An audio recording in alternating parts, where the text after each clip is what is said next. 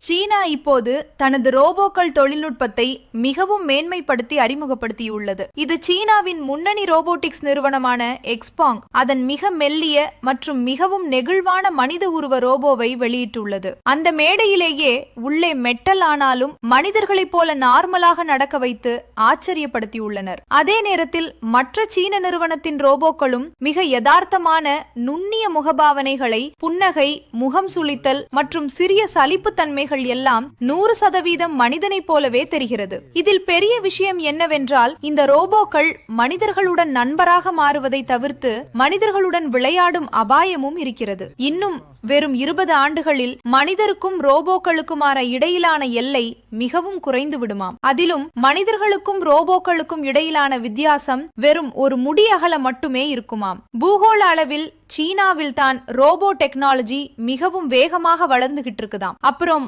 ரோபோக்களை யாருக்கெல்லாம் பிடிக்குமோ அவங்க ஒரு லைக்கும் கமெண்ட்ல ரோபோக்களை பத்தி என்ன நினைக்கிறீங்கன்னு சொல்லிட்டு போங்க.